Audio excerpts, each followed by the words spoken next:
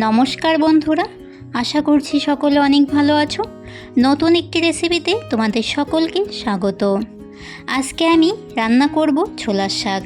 এইভাবে ছোলার শাক ভাজা করার জন্য এইখানে ছোলার শাক নিয়ে নিয়েছি।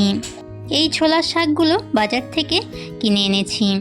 বাজারের কেনা ছোলার শাকটা অনেক বড় করে বিক্রি করে, সেই কারণে ছোলার শাকটা এইভাবে ছাড়িয়ে নিতে হবে। ছোলার শাকের একদম মাথার নরম অংশটা নিয়ে নেব আর সাইডের পাতাগুলোকে নিয়ে নিচ্ছি। শক্ত ডাঁটাটাকে ফেলে দেব। ছোলার শাকের ডাঁটাগুলো অনেক শক্ত হয়। শক্ত ডাঁটা রান্না করার পরও ডাঁটাগুলো ভালোভাবে রান্না হয় না। সেই জন্য ছোলার শাকের মাথার দিকে একদম নরম অংশটাকে নিয়ে নিয়েছি আর সাইডের পাতাগুলোকে এইভাবে ছাড়িয়ে নিয়েছি। সব ছোলার শাকগুলোকে প্রথমেই ভালো করে ছাড়িয়ে নিয়েছিলাম তোমাদেরকে দেখানোর জন্য। 3 থেকে 4টে মতো ছোলার শাক রেখেছিলাম। ছোলার শাকগুলো ভালো করে বেছে নিয়েছি, এবারে ধুয়ে নেব। তোমরা যারা প্রথম আমার চ্যানেলে আমার ভিডিও দেখছো, আমার চ্যানেলটিকে সাবস্ক্রাইব করে দিয়ে পাশে থাকা বেল আইকনটি অল করে রাখার অনুরোধ রইল, যাতে আমার নিত্য নতুন রেসিপিগুলো তোমরাই প্রথমে দেখতে পাও। ছোলার শাকগুলোকে 3 থেকে 4 বার এইভাবে জল দিয়ে ধুয়ে নিয়েছি।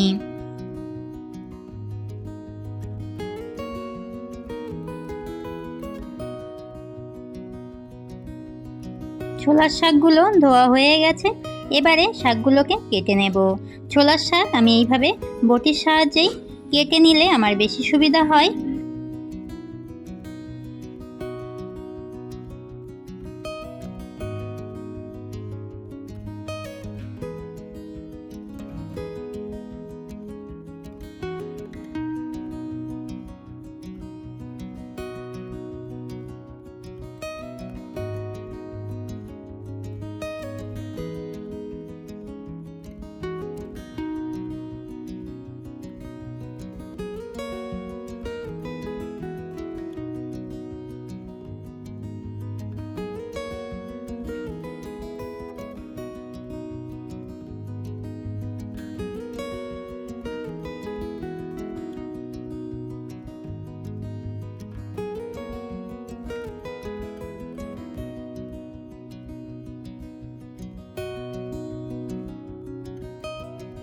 ছোলার শাকগুলো কেটে নেওয়া হয়ে গেছে। ছোলার শাকগুলো আমি পেঁয়াজ দিয়ে ভাজা করব, সেই কারণে পেঁয়াজ আর কাঁচা লঙ্কাটাও কেটে নিচ্ছি।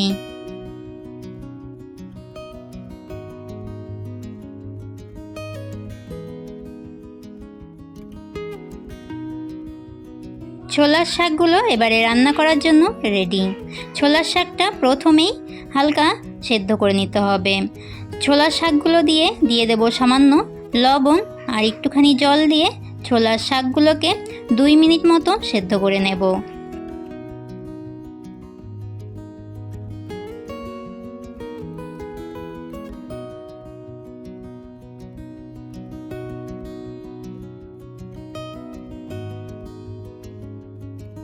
শাকগুলোকে 2 মিনিট মতো সেদ্ধ করে নিয়েছি, এবারে জলটাকে ঝরিয়ে নেব। জলটাকে ঝরিয়ে ছোলা শাকগুলো ঠান্ডা হয়ে গেছে আর এইভাবে হাতের সাহায্যে দলাগুলোকে একটু ছাড়িয়ে নিয়েছি, এতে শাকগুলো খুব সুন্দর ভাজা হবে। এবারে ছোলার শাক ভাজা করার জন্য আমি এইখানে সাদা তেলের ব্যবহার করছি। তোমরা এইখানে সর্ষের তেলটাও দিয়ে দিতে পারো। তেলটা ভালো করে গরম করে নিয়ে গ্যাসের আঁচটা লো ফ্লেমে করে দিয়ে দিচ্ছি কেটে রাখা পেঁয়াজ কুচি, স্বাদ মতো লবণ, একটুখানি হলুদের গুঁড়ো দিয়ে পেঁয়াজগুলোকে হালকা ভেজে নেব।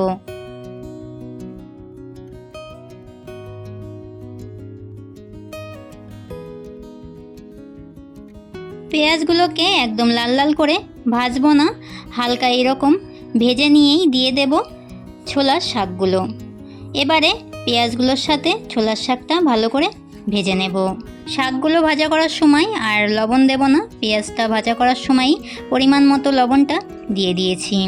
ছোলার শাকটা বেশি ভাজা করে ফেললে শাকটা খেতে ভালো লাগে না। আমি এখানে গ্যাসের আঁচটা লো ফ্লেমে করে দিয়ে 2 মিনিটের জন্য শাকগুলোকে ভেজে নিয়েছি।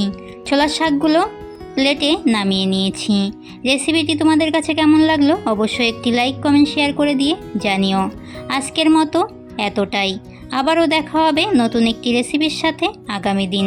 সকলকে টাটা।